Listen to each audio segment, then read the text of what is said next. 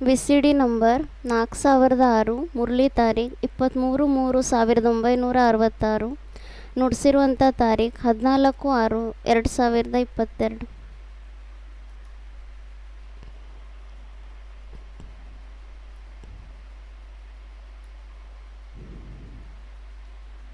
प्रातः क्लास है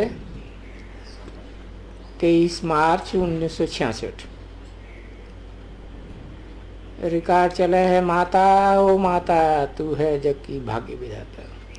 ರಿಕಾರ್ಡ್ ಆಗಿದೆ ಮಾತಾ ಓ ಮಾತಾ ನೀನಾಗಿದೆಯಾ ಜಗತ್ತಿನ ಭಾಗ್ಯವಿದಾತ. ओम शांति। बच्चों ने गीत सुना।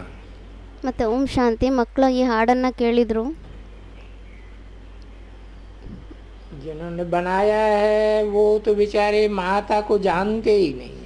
ಯಾರು ಈ ಹಾಡನ್ನು ತಯಾರು ಮಾಡಿದ್ದಾರೆ ಅವರಂತೂ ಪಾಪ ಮಾತಾ ಯಾರು ಅನ್ನೋದನ್ನು ತಿಳ್ಕೊಂಡೇ ಇಲ್ಲ.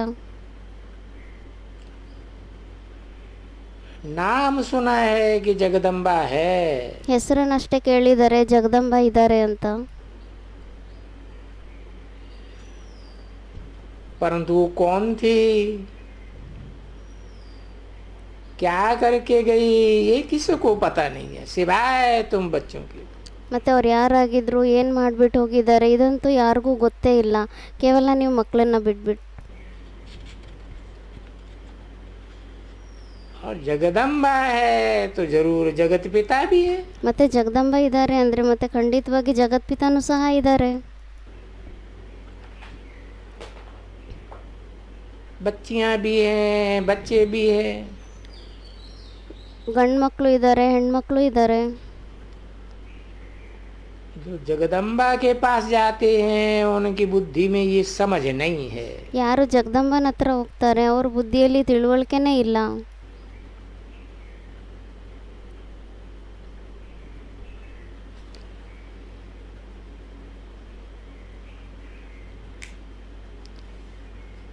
वो सिर्फ भूत पुजारी हैं। ಅವರು ಕೇವಲ ಭೂತ್ ಪೂಜಾರಿಗಳಾಗಿದ್ದಾರೆ.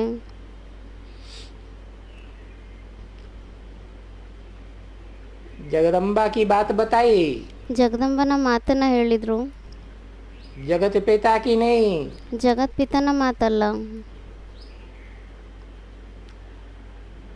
देवी के आगे जाकर के भिक्षा मांगते हैं। ದೇವಿಗೆ ಎದುರುಗಡೆ ಹೋಗ್ಬಿಟ್ಟು ಭಿಕ್ಷೆಯನ್ನ ಬೇಡ್ತಾರೆ. अब ये तो है यज्ञ।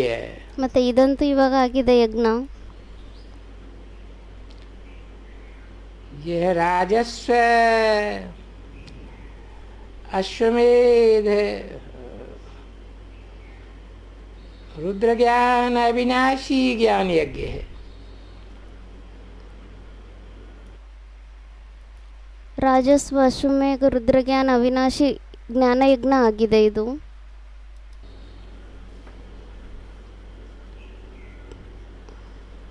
इसका केयर टेकर माता। ಇದರ ಕೇರ್ ಟೇಕರ್ ಯಾರಾಗಿದ್ದಾರೆ ಮಾತಾ ಆಗಿದ್ದಾರೆ. तत्वम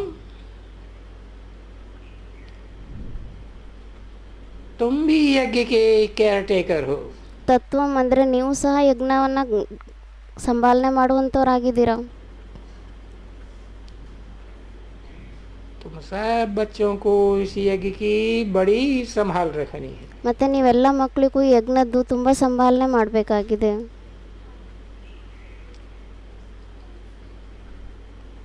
इस ज्ञान यज्ञ के लिए बहुत रिस्पेक्ट रहना चाहिए। ಈ ಜ್ಞಾನ ಯಜ್ಞಕ್ಕೋಸ್ಕರ ತುಂಬ ರೆಸ್ಪೆಕ್ಟ್ ಇರಬೇಕಾಗಿದೆ.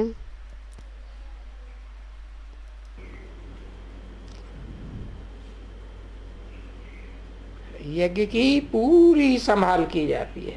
ಯಜ್ಞದ ಪೂರ್ತಿ ಸಂಭಾಲನೆ ಮಾಡಲಾಗುತ್ತೆ.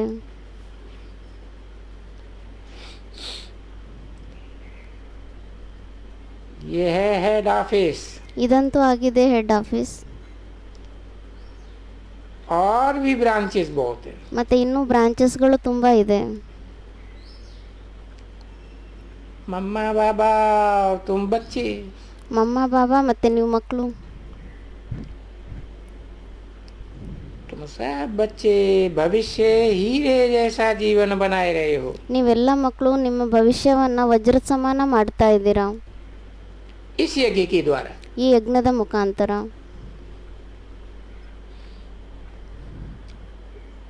तो ऐसे यज्ञ की कितनी संभाल और इज्जत रखनी चाहिए।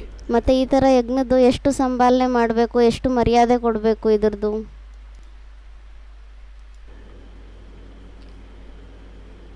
कितना लव होना चाहिए। ಎಷ್ಟು ಪ್ರೀತಿ ಇರಬೇಕಾಗಿದೆ. ये हमारी मम्मा जगदम्बा का यज्ञ है। ಇದು ನಮ್ಮ ತಾಯಿ ಯಾರಿದ್ದಾರೆ ಜಗದಂಬ ಅವ್ರ ಯಜ್ಞ ಆಗಿದೆ.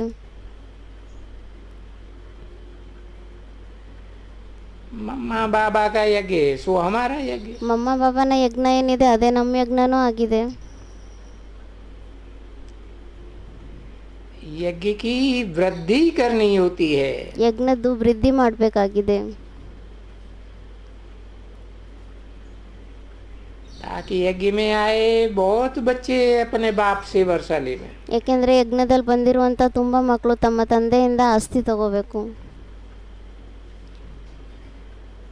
बल खुद नहीं ले सके, ಬಲ್ಲೆ ಸ್ವಯಂ ತಗೊಳ್ಳಿಕ್ಕಾಗೋದಿಲ್ಲ.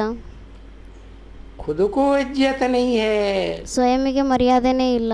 तो भी अच्छा औरों को निमंत्रण देना चाहिए। ಆದರೂ ಸಹ ಒಳ್ಳೆಯದು, ಬೇರೆಯವ್ರಿಗೆ ನಿಮಂತ್ರಣ ಕೊಡಬೇಕಾಗಿದೆ. इस यज्ञ का नाम ही है राजसूय अश्वमेध ज्ञान यज्ञ। ಈ ಯಜ್ಞದ ಹೆಸರೇ ಆಗಿದೆ ರಾಜಸ್ವ ಅಶ್ವಮೇಧ ಅವಿನಾಶಿ ರುದ್ರಜ್ಞಾನ ಯಜ್ಞ.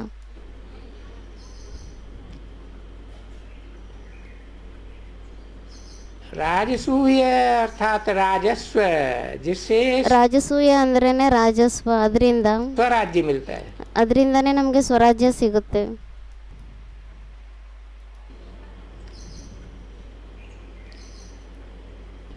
इस यज्ञ में इस पुराने शरीर को भी स्वाह करना होता है। ಈ ಯಜ್ಞದಲ್ಲಿ ಹಳೆ ಶರೀರವನ್ನು ಸಹ ಸ್ವಾಹ ಮಾಡಬೇಕಾಗಿದೆ. बाप का बन जाना है। ತಂದೆ ಮಕ್ಕಳಾಗಬೇಕಾಗಿದೆ.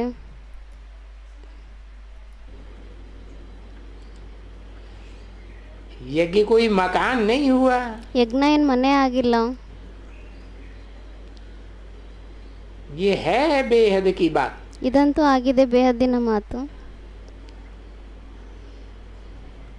जिस यज्ञ में सारा भारत स्वाहा होना है। ಈ ಯಜ್ಞದಲ್ಲಿ ಇಡೀ ಭಾರತನೇ ಸ್ವಾಹ ಆಗಬೇಕಾಗಿದೆ. आगे चल करके तुम देखना, ಮುಂದೆ ಬರುವಂಥ ಸಮಯದಲ್ಲಿ ನೀವು ನೋಡಿ इस यज्ञ का कितना रिगार्ड रखते हैं। ಈ ಯಜ್ಞದ್ದು ಎಷ್ಟು ರಿಗಾರ್ಡ್ ಇಡ್ತಾರೆ. यहाँ तो बहुतों को रिगार्ड ही नहीं है। ಇಲ್ಲಂತೂ ತುಂಬ ಜನಗಳಿಗೆ ರಿಗಾರ್ಡೇ ಇಲ್ಲ. पता नहीं क्या समझते हैं। ಗೊತ್ತೇ ಇಲ್ಲ ಏನಂತ ತಿಳ್ಕೊತಾರೆ. इतने सब यज्ञ के बच्चे हैं, ಇಷ್ಟೊಂದು ಜನಗಳಿದ್ದಾರೆ ಯಜ್ಞದ ಮಕ್ಕಳು. बच्चे पैदा होते रहते हैं, ಮಕ್ಕಳು ಜನ್ಮ ತಗೊತಾ ಇರ್ತಾರೆ. तो इस यज्ञ की कितनी इज्जत रहनी चाहिए। ಮತ್ತೆ ಯಜ್ಞದ್ದು ಎಷ್ಟು ಸಂಭಾಲನೆ ಮಾಡಬೇಕಾಗಿದೆ. परंतु बहुत हैं जिनको कदर ही नहीं है। ಆದರೆ ತುಂಬ ಜನ ಈ ಥರ ಇದ್ದಾರೆ, ಅವರಿಗೆ ಇದು ಯಜ್ಞದ ಇಜ್ಜತ್ ಮರ್ಯಾದೆನೇ ಇಲ್ಲ. ये इतना बड़ा यज्ञ है जिससे मनुष्य कौड़ी से भ्रष्टाचारी से हीरे जैसा श्रेष्ठाचारी बनते। ಇದು ಇಷ್ಟೊಂದು ದೊಡ್ಡ ಯಜ್ಞ ಆಗಿದೆ. ಈ ಯಜ್ಞದಿಂದ ಎಲ್ಲ ಆತ್ಮಗಳು ಭ್ರಷ್ಟಾಚಾರಿಯಿಂದ ಪತಿತರಿಂದ ಶ್ರೇಷ್ಠರಾಗಿ ಪಾವನ ಶ್ರೇಷ್ಠಾಚಾರಿಗಳಾಗ್ತಾರೆ. इसलिए बाबा कहते हैं भले यज्ञ रचते रहो। ಅದಕ್ಕೋಸ್ಕರ ಬಾಬಾ ಹೇಳ್ತಾರೆ ಭಲೆ ಯಜ್ಞವನ್ನು ರಚನೆ ಮಾಡ್ತಾ ಇರಿ. एक भी श्रेष्ठाचारी बना तो भी अहो सौभाग्य। ಒಬ್ಬರಾದರೂ ಶ್ರೇಷ್ಠಾಚಾರಿ ಆದರೆ ಅವು ಸೌಭಾಗ್ಯ.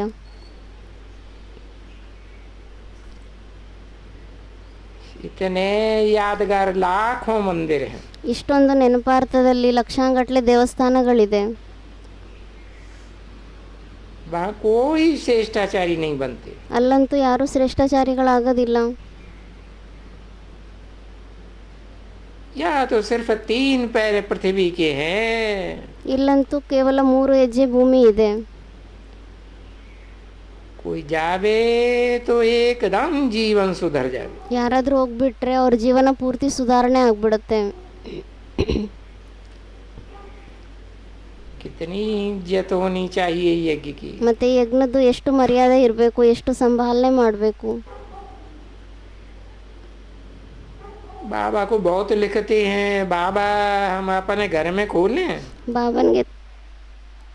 ಬಾಬನ್ಗೆ ತುಂಬ ಜನಗಳು ಬರೀತಾರೆ, ಬಾಬಾ ನಾವು ನಮ್ಮ ಮನೆಯಲ್ಲೇ ಮಧುಬನವನ್ನು ತೆಗಿಬೋದಾ ಅಂತ. अच्छा बच्चे, भले यज्ञ भूमि बनाओ, ಅದಕ್ಕೆ ಬಾಬಾ ಹೇಳ್ತಾರೆ ಭಲೆ ಯಜ್ಞ ಭೂಮಿಯನ್ನ ಮಾಡಿ, कोई न कोई का कल्याण होगा। ಯಾರ್ದಾದ್ರೂ ಕಲ್ಯಾಣ ಆಗೇ ಆಗುತ್ತೆ. इस यज्ञ की महिमा बहुत भारी है। ಈ ಯಜ್ಞದ ಮಹಿಮೆ ತುಂಬಾ ಜಾಸ್ತಿ ಇದೆ. यज्ञ की भूमि है, ಇದು ಯಜ್ಞದ ಭೂಮಿ ಆಗಿದೆ. जहाँ माता की बच्चियाँ औरों का कल्याण करती रहती। ಇಲ್ಲಿ ಮಾತೆಯರ ಮಕ್ಕಳು ಯಾರಿದ್ದಾರೆ ಅವರು ಬೇರೆಯವರ ಕಲ್ಯಾಣ ಮಾಡ್ತಾ ಇರ್ತಾರೆ.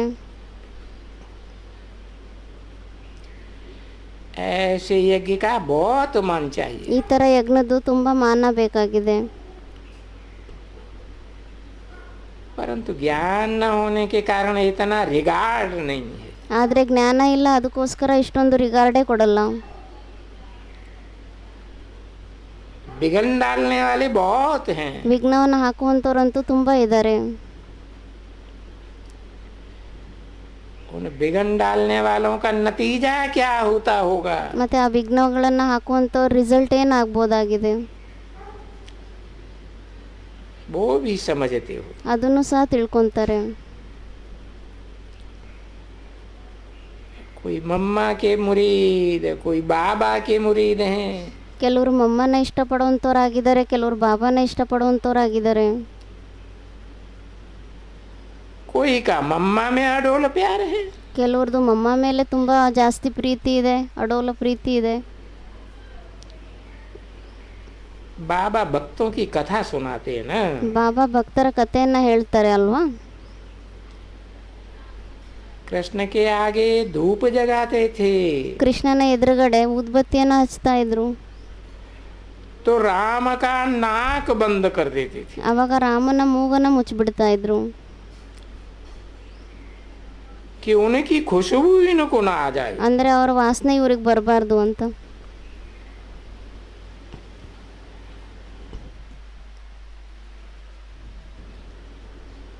ये सब यादगार हैं। ಮತ್ತೆ ಇದೆಲ್ಲ ನೆನಪಾರ್ಥಗಳಾಗಿದೆ. पुरुषोत्तम संगम युग की ಪುರುಷೋತ್ತಮ ಸಂಗಮ ಯುಗದ ನೆನಪಾರ್ಥಗಳಾಗಿದೆ ಇದೆಲ್ಲ. तो यहाँ भी मम्मा का नाम सुन करके गदगद होती हैं। ಮತ್ತೆ ಇಲ್ಲೂ ಸಹ ಮಮ್ಮನ ಹೆಸರನ್ನ ಕೇಳ್ಬಿಟ್ಟು ಒಳಗಡೆಯಿಂದ ತುಂಬಾ ಖುಷಿ ಪಡ್ತಾರೆ. बाप का नाम सुनने से नाक बंद हो जाता है। ತಂದೆ ಹೆಸರನ್ನ ಕೇಳೋದ್ರಿಂದ ಮೂಗನ್ನೇ ಮುಚ್ಕೊಂಡ್ಬಿಡ್ತಾರೆ. बाप बताते हैं, ಮತ್ತೆ ತಂದೆ ಹೇಳ್ತಾರೆ, बेहद आत्माओं का बाप बताते हैं, ಬೇಹದ್ದಿನ ಆತ್ಮಗಳ ತಂದೆ ಹೇಳ್ತಾರೆ, राम बाप को कहा जाता है। ರಾಮ ಅಂತ ತಂದೆಗೆ ಹೇಳಲಾಗುತ್ತೆ.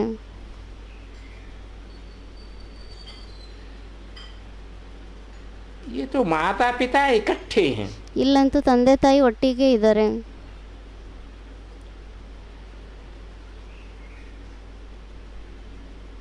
कंबाइंड इन मम्मा माँ बाप से तो कुछ मिलता भी नहीं है। ಕಂಬೈಂಡ್ ಆಗಿದ್ದಾರೆ. ಮತ್ತೆ ಈ ಮಮ್ಮ ಬಾಬಾ ಇಂದ ಅಂತೂ ಏನು ಸಿಗೋದೇ ಇಲ್ಲ.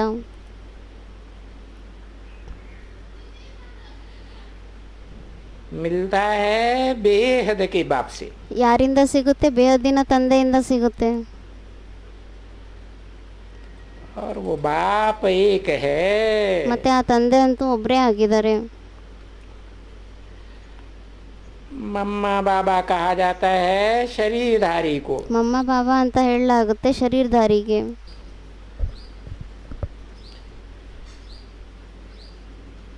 निराकार बाबा को तो शरीर है ही नहीं। ನಿರಾಕಾರ ಬಾಬನ್ಗಂತೂ ಶರೀರನೇ ಇಲ್ಲ.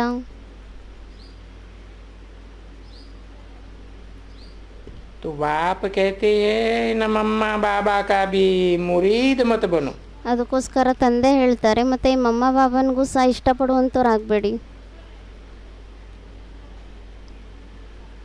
माम एकम याद करो। ಮಾಮೇಕಂ ನೆನ್ಪು ಮಾಡಿ. ये मम्मा बाबा भी मुझको याद करते हैं। ಈ ಮಮ್ಮ ಬಾಬಾನು ಸಹ ನನ್ನನ್ನು ನೆನ್ಪು ಮಾಡ್ತಾರೆ. चित्रों में दिखाते हैं राम कृष्ण ಚಿತ್ರಗಳಲ್ಲಿ ತೋರಿಸ್ತಾರೆ ರಾಮ ಆಗಲಿ ಕೃಷ್ಣ ಆಗಲಿ ब्रह्मा आदि ಬ್ರಹ್ಮ ಆಗಲಿ ಇತ್ಯಾದಿಗಳು सभी उनको याद करते हैं। ಎಲ್ಲರೂ ಅವರನ್ನೇ ನೆನ್ಪು ಮಾಡ್ತಾರೆ.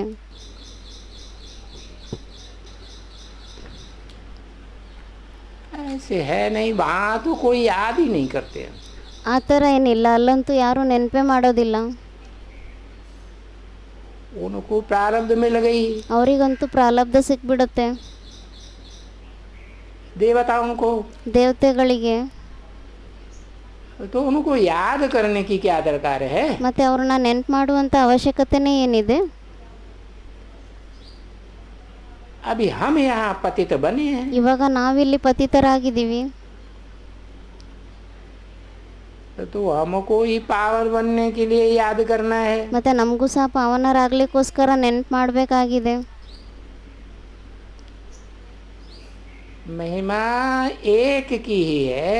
ಮಹಿಮಾ ಅಂತೂ ಕೇವಲ ಒಬ್ರದ್ದೇ ಆಗಿದೆ.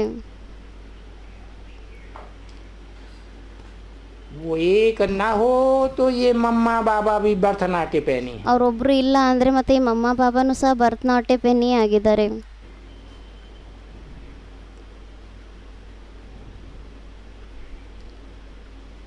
उनके सदगे इनका भी मान है। ಅವರಿದ್ದಾರೆ, ಅದಕ್ಕೋಸ್ಕರ ಇವ್ರದ್ದು ಸಹ ಮಾನ ಇದೆ. तुमको तो कोई भी देहधारी को याद नहीं करना। ನಿಮ್ಗಂತೂ ಯಾವುದೇ ದೇಹಧಾರಿಯನ್ನ ನೆನ್ಪು ಮಾಡಬಾರ್ದಾಗಿದೆ. देहधारी से उनका परिचय मिलता है। ದೇಹಧಾರಿಯಿಂದ ಅವ್ರ ಪರಿಚಯ ಸಿಗುತ್ತೆ. याद उनको करना है। ಯಾವ್ದಂತ ನೆನ್ಪಂತೂ ಅವ್ರನ್ನೇ ಮಾಡಬೇಕಾಗಿದೆ.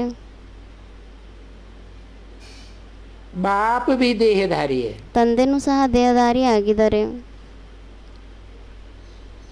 तब परिचय देते हैं। ಅವಾಗ ಮತ್ತೆ ಪರಿಚಯವನ್ನ ಕೊಡ್ತಾರೆ.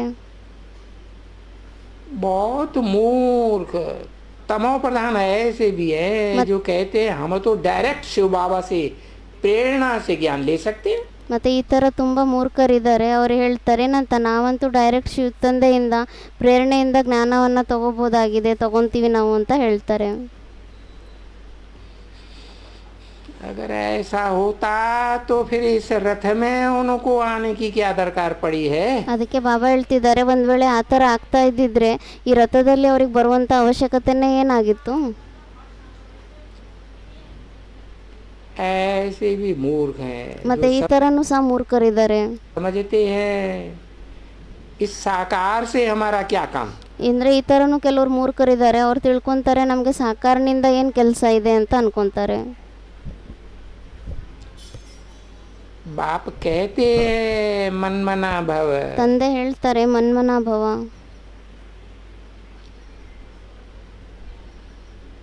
उनको याद करो। ಅವರನ್ನ ನೆನ್ಪು ಮಾಡಿ. जो कहते हैं मुख से। ಅವ್ರು ಹೇಳ್ತಾರೆ ಮುಖದಿಂದ. तो देखो इनसे तो कहते हैं ना। ಮತ್ತೆ ನೋಡಿ ಇವ್ರ ಹತ್ರ ಅಂತೂ ಹೇಳ್ತಾರೆ ಅಲ್ವಾ. फिर नंबर बार रिगार्ड रखना होता है। ಮತ್ತೆ ನಂಬರ್ ವಾರ್ ರಿಗಾರ್ಡ್ ಇಟ್ಕೋಬೇಕಾಗುತ್ತೆ. रिगार्ड वो ही रखेंगे जो नंबर बार गद्दी पर बैठने वाले होंगे। ಮತ್ತೆ ರಿಗಾರ್ಡ್ ಅವರೇ ಇಡ್ತಾರೆ ಯಾರು ನಂಬರ್ ವಾರ್ ಆಗಿ ಗದ್ದಿಗೆ ಮೇಲೆ ಕುತ್ಕೊಳ್ಳುವಂಥವ್ರಾಗಿರ್ತಾರೆ. मम्मा बाबा पहले बैठेंगी राजगद्दी पर। ಮಮ್ಮ ಬಾಬಾ ಮೊದಲು ಕೂತ್ಕೊಂತಾರೆ ರಾಜಗದ್ದಿಗೆ ಮೇಲೆ. 23 मार्च 1966 की प्रातः क्लास का दूसरा पेज।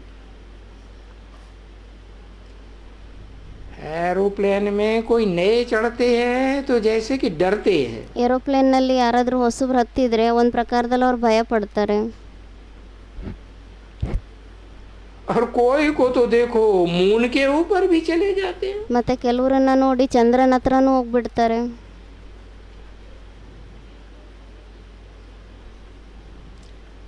प्रैक्टिस है। ಮತ್ತೆ ಪ್ರಾಕ್ಟೀಸ್ ಆಗಿದೆ. परंतु ऐसी प्रैक्टिस से फायदा कुछ भी नहीं होना है। ಆದರೆ ಈ ಥರ ಪ್ರಾಕ್ಟೀಸ್ನಿಂದ ಏನೂ ಲಾಭ ಆಗೋದಿಲ್ಲ.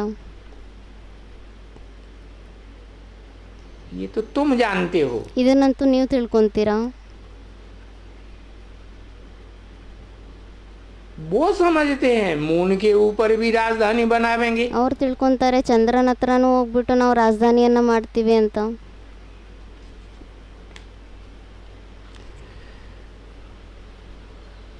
जैसे भारत की गवर्नमेंट आगे कहती थी, ಯಾವ ರೀತಿ ಭಾರತದ ಗೌರ್ಮೆಂಟ್ ಮೊದಲು ಹೇಳ್ತಾ ಇತ್ತು, इतने समय में इतना अनाज हो जाएगा। ಇಷ್ಟು ಸಮಯದಲ್ಲಿ ಇಷ್ಟೊಂದು ಬೆಳೆ ಆಗೋಗುತ್ತೆ ಅಂತ ಹೇಳ್ತಾ ಇದ್ರು.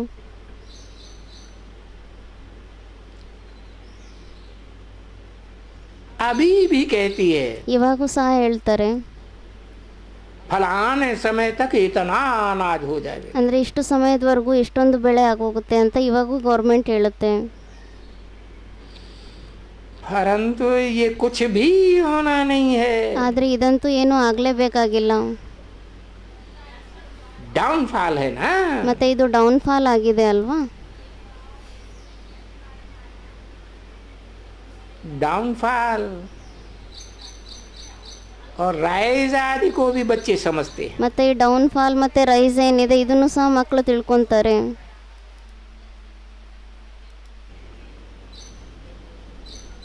यादगार चित्र भी रखे। ನೆನಪಾರ್ಥದಲ್ಲಿ ಚಿತ್ರವನ್ನು ಸಹ ಇಟ್ಟಿದ್ದಾರೆ.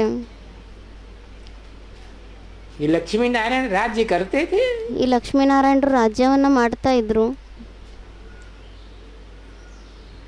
आज तो देखो वो ही लक्ष्मी नारायण की आत्माएं भारत में भीख मांग रही है। ಇವತ್ತಂತೂ ನೋಡಿ ಅದೇ ಲಕ್ಷ್ಮೀನಾರಾಯಣನ ಆತ್ಮಗಳು ಭಾರತದಲ್ಲಿ ಭಿಕ್ಷೆಯನ್ನ ಬೇಡ್ತಾ ಇದ್ದಾರೆ.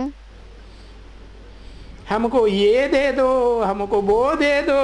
ನಮಗೆ ಇದನ್ನ ಕೊಡಿ ನಮಗೆ ಅದನ್ನ ಕೊಡಿ ಅಂತ ಭಿಕ್ಷೆ ಬೇಡ್ತಾ ಇದ್ದಾರೆ.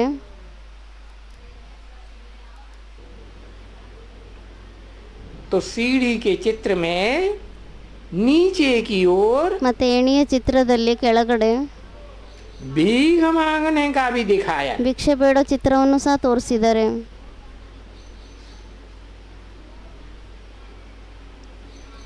जैसे देसाई का दिखाया हुआ है ना। ಯಾವ ರೀತಿ ದೇಸಾಯಿದು ತೋರಿಸಿದ್ದಾರೆ ಅಲ್ವಾ. कांटों के तख्त पर भीख मांगने का दिखाया हुआ है। ಮುಳ್ಳಿನ ಸಿಂಹಾಸನದ ಮೇಲೆ ಮಲಗ್ಬಿಟ್ಟು ಭಿಕ್ಷೆಯನ್ನ ಬೇಡ್ತಾ ಇರೋದನ್ನ ತೋರಿಸಿದ್ದಾರೆ.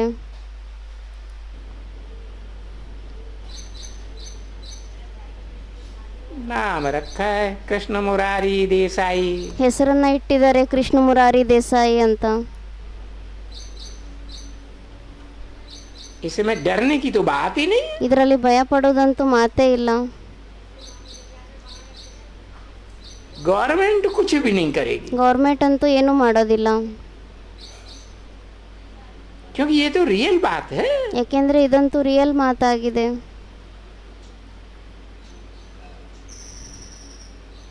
इन्होंने ना ही खुद डाला था। ಇವರಂತೂ ಸ್ವಯಂ ಏನು ಹಾಕೇ ಇರಲಿಲ್ಲ. तो ये भी सीढ़ी में दिखाना चाहिए। ಇದನ್ನು ಸಹ ಎಣಿ ಚಿತ್ರದಲ್ಲಿ ತೋರಿಸ್ಬೇಕಾಗಿದೆ. वहाँ नई दुनिया में तो हीरों के महल चमकते हैं। ಅಲ್ಲಿ ಹೊಸ ಪ್ರಪಂಚದಲ್ಲಂತೂ ವಜ್ರದ ಮನೆಗಳು ಹೊಳಿತಾ ಇರುತ್ತೆ. यहाँ फिर कौड़ियाँ दिखानी चाहिए। ಇಲ್ಲಂತೂ ಮತ್ತೆ ಕೌಡಿಗಳನ್ನ ತೋರಿಸ್ಬೇಕಾಗಿದೆ. कैसी आर्टिफिशियल चमकती हैं। ಯಾವ ರೀತಿ ಆರ್ಟಿಫಿಷಿಯಲ್ ಹೊಳಿತಾ ಇರುತ್ತೆ.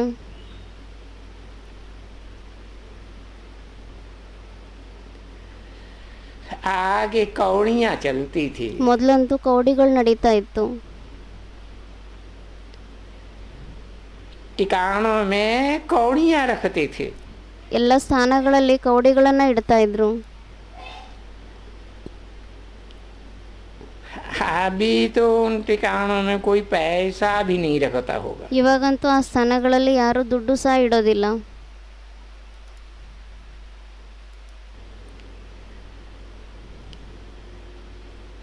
तो सीढ़ी में वो भीख मांगने का चित्र जरूर रखना चाहिए। ಮತ್ತೆ ಎಣಿ ಚಿತ್ರದಲ್ಲಿ ಆ ಭಿಕ್ಷೆ ಬೇಡುವಂತ ಚಿತ್ರವನ್ನ ಖಂಡಿತವಾಗಿ ಇಡಬೇಕಾಗಿದೆ.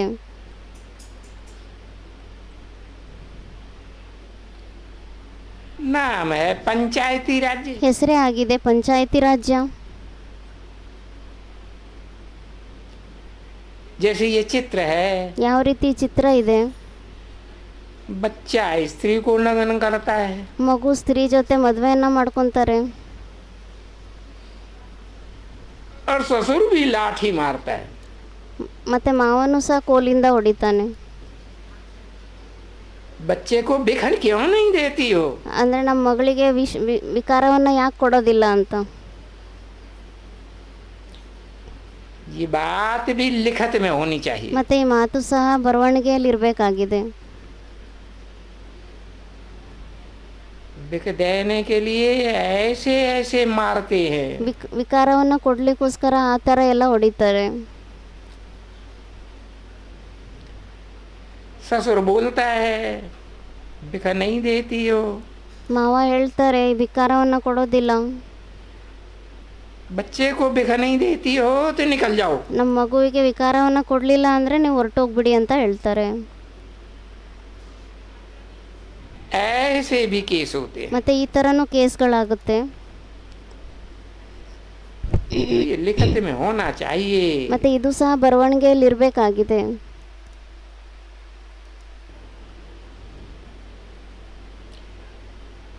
सीढ़ी तो बड़ी अच्छी है।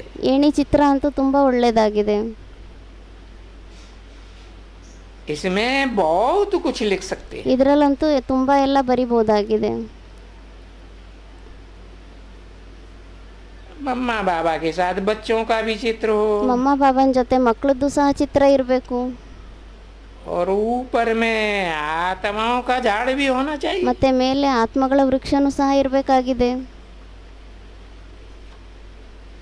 बनाते रहते हैं, ಮಾಡ್ತಾ ಇರ್ತಾರೆ. नए चित्र रिप्लेस होते जाते हैं। ಹೊಸ ಚಿತ್ರಗಳು ರಿಪ್ಲೇಸ್ ಆಗ್ತಾ ಇರುತ್ತೆ. तो समझाने में सहज होगा ಅವಾಗ ಮತ್ತೆ ತಿಳಿಸೋದಕ್ಕೆ ಸಹಜ ಆಗಿರುತ್ತೆ. कि डाउनफॉल कैसे होता है, फिर राइज कैसे होता है। ಡೌನ್ ಫಾಲ್ ಯಾವ ಥರ ಆಗುತ್ತೆ, ರೈಸ್ ಯಾವ ಥರ ಆಗುತ್ತೆ, ಅವಾಗ ತಿಳಿಸೋದಕ್ಕೆ ಸಹಜ ಆಗಿರುತ್ತೆ.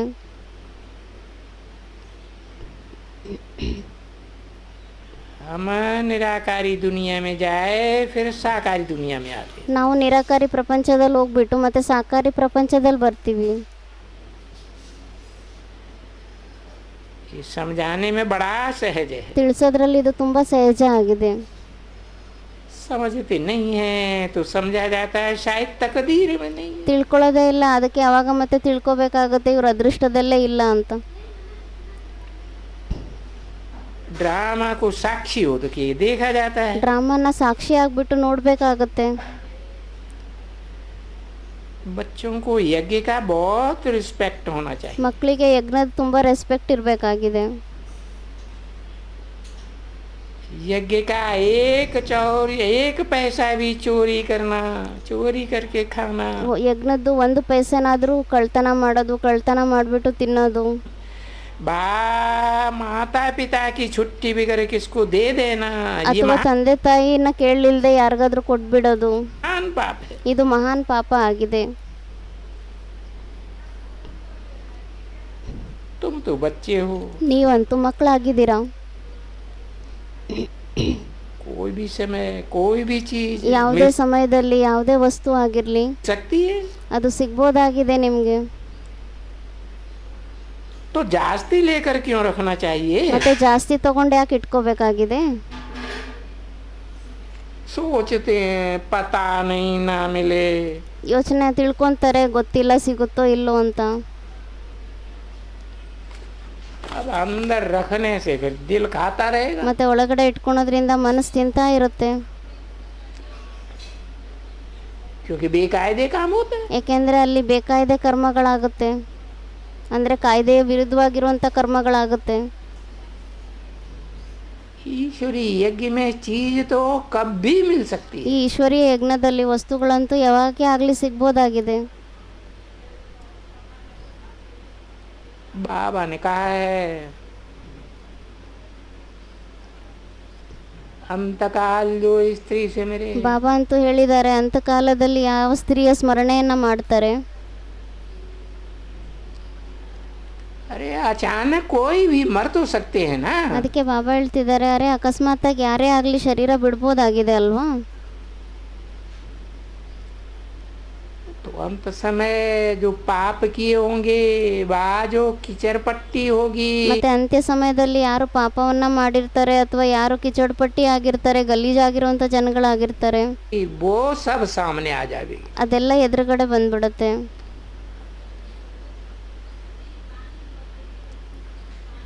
इसलिए बाप हमेशा समझाते रहते हैं. ಮತ್ತೆ ಈ ಮಾತನ್ನ ತಂದೆ ಯಾವಾಗಲೂ ತಿಳಿಸ್ತಾ ಇರ್ತಾರೆ. दिल अंदर कोई दुर्बुद्धि नहीं रहनी चाहिए. ಮನಸ್ಸಿನಲ್ಲಿ ಯಾವುದೇ ಪ್ರಕಾರದ ದುರ್ಬುದ್ಧಿ ಇರಬಾರ್ದಾಗಿದೆ.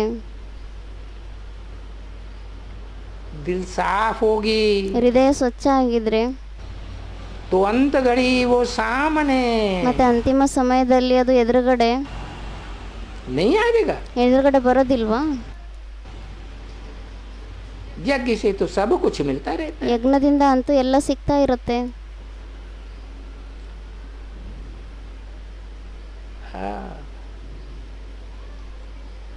जिन बच्चों का दिल साफ होगा ಯಾವ ಮಕ್ಕಳ ಹೃದಯ ಸ್ವಚ್ಛ ಆಗಿರುತ್ತೆ तो अंत घड़ी वो सामने ही नहीं आएगा हमारे शर्म के. ಅವಾಗ ಅಂತಿಮ ಸಮಯದಲ್ಲಿ ಅದು ಎದುರುಗಡೆ ಬರೋದೇ ಇಲ್ಲ, ನಾಚಿಕೆ ಅನಿಸುತ್ತೆ. बच्चों को यज्ञ से तो सब कुछ मिलता रहता है. ಮಕ್ಕಳಿಗಂತೂ ಯಜ್ಞದಿಂದ ಎಲ್ಲ ಸಿಗ್ತಾ ಇರುತ್ತೆ.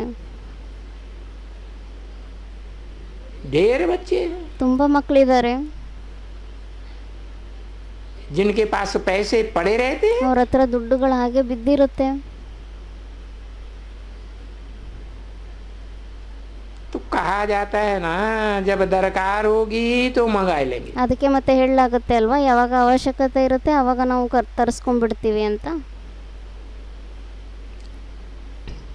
कहते हैं बाबा कब भी जरूरत हो तो हम बैठे हैं. ಹೇಳ್ತಾರೆ ಬಾಬಾ, ಯಾವಾಗ ಅವಶ್ಯಕತೆ ಇದ್ರೆ ನಾವು ಕುತ್ಕೊಂಡಿದೀವಿ ಅಂತ.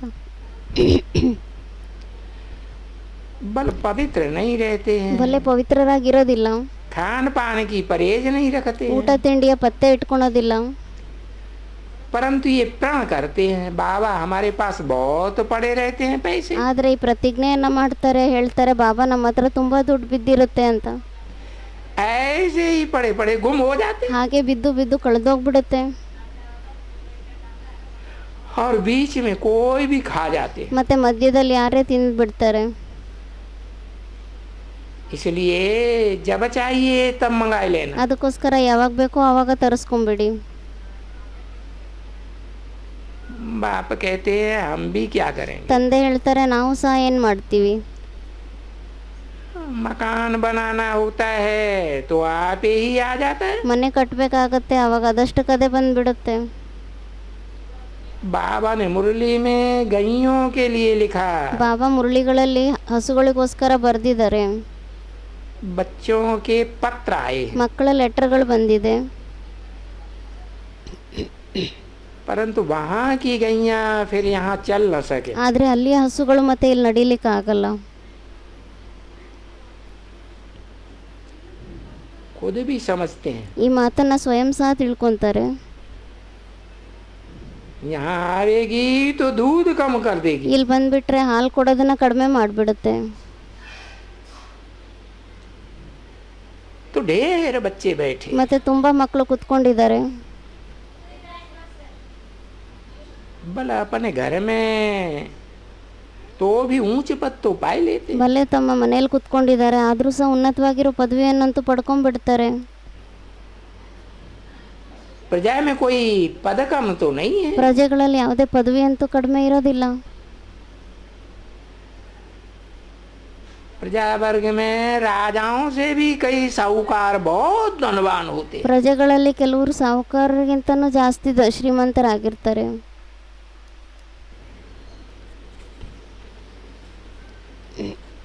यहाँ पुरानी दुनिया में भी होते हैं तो नई दुनिया में भी होते ಮತ್ತೆ ಹಳೆ ಪ್ರಪಂಚದಲ್ಲೂ ಇರ್ತಾರೆ ಮತ್ತೆ ಹೊಸ ಪ್ರಪಂಚದಲ್ಲೂ ಇರ್ತಾರೆ.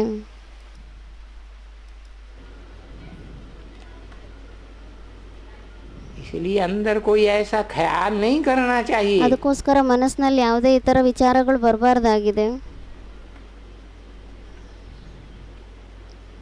तुम्हारा तो अंजाम है बाबा, ನಿಮ್ದಂತೂ ಪ್ರತಿಜ್ಞೆ ಆಗಿದೆ. ಏನಂತ ಬಾಬಾ? आप जो खिलावेंगे, ಬಾಬಾ ನೀವೇನ್ ತಿನ್ನಿಸ್ತೀರಾ, जो देंगे ನೀವೇನೇ ಕೊಡ್ತೀರಾ पर भी चलते नहीं, ಅದ್ರ ಮೇಲೇನೂ ಸಹ ನಡೆಯೋದಿಲ್ಲ.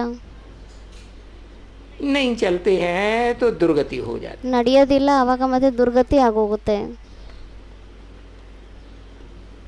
बाप तो सदगति देने आए हैं, ತಂದೆ ಅಂತೂ ಸದ್ಗತಿಯನ್ನು ಕೊಡ್ಲಿಕ್ಕೋಸ್ಕರ ಬಂದಿದ್ದಾರೆ. इसमें अगर ऊंच पद ना पावे तो दुर्गति कहेंगे ना. ಇದ್ರಲ್ಲಿ ಒಂದ್ ವೇಳೆ ಉನ್ನತವಾಗಿರುವಂತ ಪದವಿ ಪಡೀಲಿಲ್ಲ ಅಂದ್ರೆ ಮತ್ತೆ ದುರ್ಗತಿ ಆಯ್ತು ಅಂತಾನೆ ಹೇಳಲಾಗುತ್ತೆ ಅಲ್ವಾ.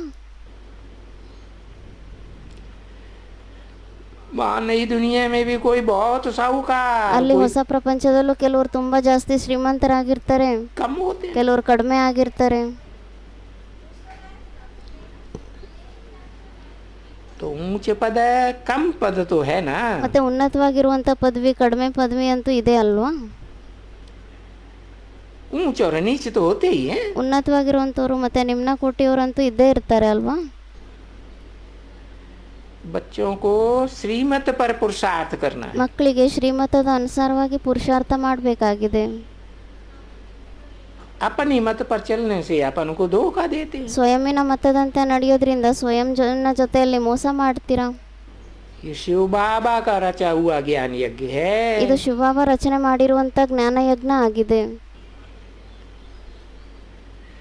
इसका नाम ही है राजसूय अश्वमेध अविनाशी रुद्र ज्ञान यज्ञ. ಇದರದ್ದಂತೂ ಹೆಸರೇ ಆಗಿದೆ ರಾಜಸ್ವ ಅಶ್ವಮೇಧ ಅವಿನಾಶಿ ರುದ್ರ ಜ್ಞಾನ ಯಜ್ಞ.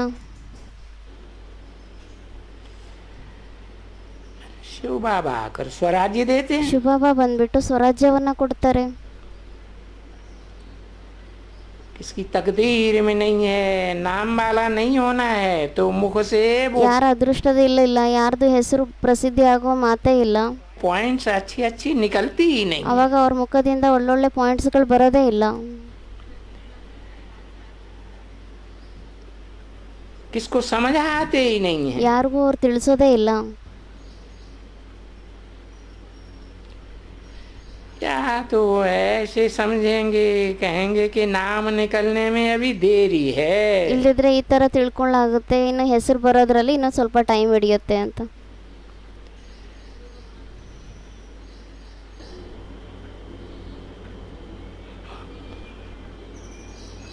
ओम शांति. ಓಂ ಶಾಂತಿ. ಇವತ್ತಿಂದು ವಿಸಿಡಿ ನಂಬರ್ ಆಗಿತ್ತು 4006, ಮುರಳಿ ತಾರೀಖು 23/3/1966, ನುಡಿಸಿರುವಂಥ ತಾರೀಖು 14/6/2022. ಓಂ ಶಾಂತಿ.